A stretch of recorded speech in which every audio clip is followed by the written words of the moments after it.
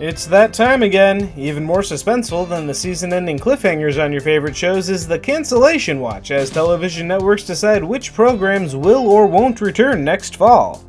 This week we're going to take a look at the shows that didn't make the cut, and as usual, for the sake of my sanity, this is just limited to network television. Although shoutouts to the Librarians, Star Wars Rebels, and Ash vs. Evil Dead for finishing up their runs before going to that great Netflix queue in the sky. Starting with CBS, Scorpion, a show about high-tech people solving high-tech crimes, didn't quite make it to that 100-episode syndication mark and will end after 4 seasons. Meanwhile, Kevin Can Wait for another sitcom, as this one about Kevin James being a newly retired cop dealing with family life is over after 2 seasons. Likewise, Superior Donuts is also done after 2 seasons. Sorry, Judd Hirsch fans. And for freshman programs, Wisdom of the Crowd, a show looking at the potential future of crowdsourced crime solving, was taken down after 1 season. A shame, it was kind of a neat concept. Unfortunately for Mark Feuerstein, 9JKL, a comedy about an actor moving next door to his parents after a show was cancelled. Living Biblically turned out to be short-lived as well. The comedy about a guy trying to live literally by the Bible's rules only aired 8 of its 13 episodes before being pulled. But that's still longer than Me, Myself, and I. This weird comedy that was 1/3 John Larroquette with a dash of Jaleel White only aired 6 of its 13 episodes. On ABC, it seems this is the end of the middle. Next week, the family comedy about life in the rural Midwest will end its 9-year run. And after losing most of its principal cast, Once Upon a Time gave itself a soft reboot for its 7th season, but it wasn't enough to gain traction, and it seems the book is finally closing on this Disney tie-in show. Also on its way out is Scandal. Apparently with no more plot lines from Alias to mine, the Shonda Rhimes political thriller is ending after 7 seasons. The FBI thriller Quantico is also on its way out, which wasn't unexpected after getting cut from 22 to 13 episodes for Season 3. And after 2 years, it looks like this is the end for Designated Survivor, a show about an unqualified man thrust into a presidency he was not prepared for. Hopefully reality follows suit. Kevin Probably Saves the World, in a show about a down-and-out guy who ends up on a mission from God, but he couldn't save his own show. And The Mayor, a comedy about a struggling rapper accidentally getting elected to local office, got recalled after 9 episodes, with the remaining 4 releasing on Hulu. 10 Days in the Valley only got 10 episodes on ABC. The Hollywood kidnapping drama got pulled after 4 episodes and finished out its season over the holidays, because a show about kidnapped kids are just what you want to enjoy over Christmas. Likewise, Alex Inc., a show about Zach Braff leaving his job to follow his dreams as an independent podcaster and finding success against all odds, was ironically cancelled after a 10-episode season. And also going 10 episodes was Deception, a crime drama about an illusionist teaming up with the FBI to solve crimes, which is a bummer. I should have watched that. Surprising nobody, Marvel's Inhumans won't be getting a 2nd season. In spite of heavy promotion and great work by Anson Mount in the role of Black Bolt, the show floundered and was cancelled after just 8 episodes. But it still lasted longer than The Crossing, a science fiction drama about time-traveling refugees that just didn't catch on, getting cancelled after 7 episodes. Over on NBC, Jennifer Lopez is a shade of blue, with Shades of Blue being cancelled after 2 seasons, and it seems not enough people were taken with Taken. The Liam Neeson origin story is also done after 2 seasons. Meanwhile, it's not so great news for great news. Even putting producer Tina Fey in front of the camera wasn't enough to get this comedy renewed for a 3rd season. And tough luck for the newcomers on NBC. The Brave was a military drama with seemingly no real twist or interesting hook, so it won't be coming back, and Rise, a high school drama from the producers of Friday Night Lights, fell after just 10 episodes. On the CW, the Originals finally had their farewell, finishing out their 5-year run with one last bloody hurrah, and that was about it for the CW. Its only other casualties were Valor, a military drama that won't be renewed after its 13-episode season, and Life Sentence, the show about Lucy Hale not dying of cancer turned out to be terminal, getting cancelled after 9 episodes. Meanwhile on Fox, while Brooklyn Nine-Nine may have survived cancellation, others weren't so fortunate. After 146 episodes, New Girl isn't so new anymore. The Zooey Deschanel comedy is ending after 7 seasons. And it's the end of the world for The Last Man on Earth, cancelled after just 4 seasons. Unfortunately for Lucifer fans, Fox has cast the devil out. The show is unexpectedly not renewed for a 4th season, leaving the show on a cliffhanger.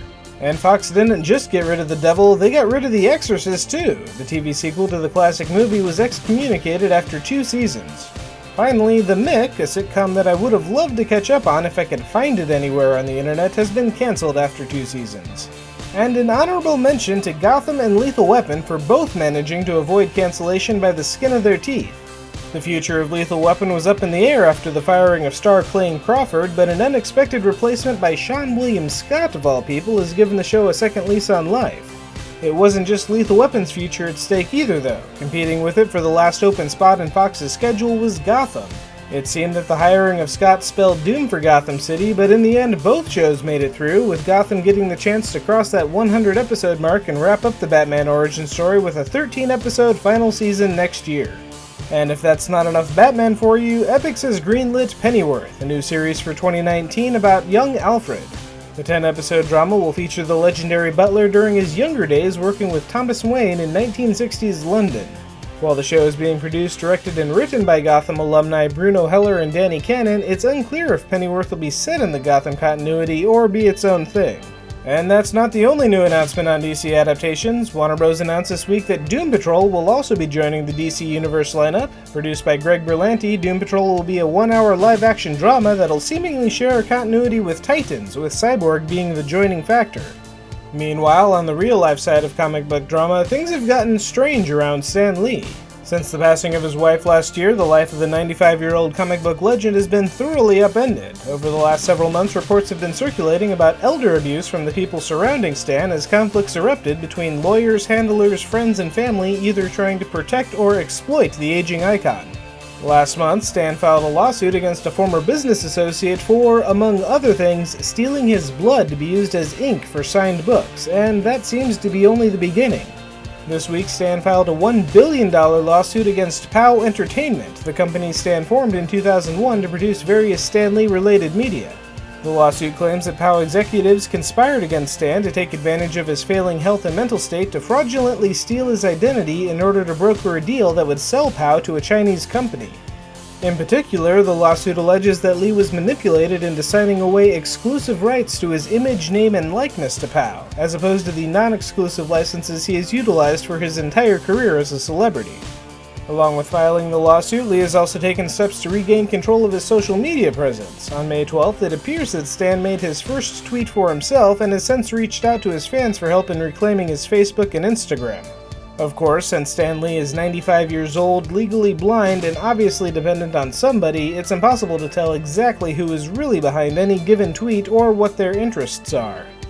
In any event, the lawsuits are real enough, and with luck, Stan will come out on top. Finally, big changes are happening with YouTube Red that may have you seeing red. YouTube's subscription service will soon be rebranded as YouTube Premium, which will be the exact same as YouTube Red, just $2 more a month. YouTube Music, which is currently packaged together with YouTube Red, will also be available as a standalone service for $10 a month, if that's the sort of thing that interests you. Otherwise, the exclusives, the ad-free experience, and offline options of YouTube Red will run you $12 a month. Unless you subscribe right now. Current YouTube Red subscribers will be grandfathered into the current $10 price, so if you're on the fence, now is the time to pick a side. Taking a look at new releases, I've run out of excuses to keep using Infinity War as a segue for this segment, but here we are anyway. Hitting theaters this week is Solo. Can't say I'm a fan of Star Wars in May or this new Han Solo, but I'm willing to be convinced otherwise. Besides, the rest of the cast looks great, so bring on that Lando movie, after we get Kenobi. Over in video games, coming out on PC this week is Heartbreak High, a breakup simulator. Developed almost entirely by a single person, this undating sim looks like it has some nifty aspects to shake up the genre. Next up, Slipstream looks like an early 90s arcade racer, and yeah, that's about it. If you like those games but fear ever playing them again because of how they've aged, this might be a good alternative. For MMO fans out there, Elder Scrolls Online is still a thing, and with the Somerset expansion, players will be able to check out the High Elf homeland. Reun is a top-down shooter that, strangely enough, is actually oriented to be top-down. It has a kind of Binding of Isaac look to it, but otherwise I was just surprised to see one of these shooting down instead of up. Lords of Strife is a nice-looking pixel art platformer that seems oddly fixated on armadillos and other woodland creatures, but still looks good. And likewise, White Veil Defender is a tower defense game with a... I'm not sure what art style that is exactly, but it's something I haven't seen before in a tower defense game. Continuing the retro theme, Arlo the Rabbit is a Game Boy styled platformer. I can't say much about the game, but I do appreciate the trailer. And finally, Bloodstained. Curse of the Moon will scratch that Castlevania itch until the proper Bloodstained game finally comes out. Over on the PS4, the PSVR is getting a couple of interesting entries this week. One Piece Grand Cruise will put you on the deck of the Thousand Sunny watching the Straw Hat Pirates all do their thing. Meanwhile, Star Trek Bridge Crew is bringing players into the next generation with their upcoming TNG DLC. And finally, the Nintendo Switch is getting all the Mega Man you can handle. The Mega Man Legacy Collection, both Volume 1 and Volume 2 are being released this week, and if that's not enough platforming for you, N++ Ultimate Edition is also making its way to the Switch. If you're looking for something weirder, Baobas Mausoleum, Episode 1 of Infangos Don't Eat Flamingos is... that. It's hard to say exactly what kind of game it is. Seems to be Zelda-ish, but weirder. And that leaves us with this week's awesome video. Half Asleep Chris put a lot of effort into building a bridge for his cat and then put even more effort into making a video about it. If this is how productive he is when he's half asleep, I'd hate to see what happens when he's caffeinated.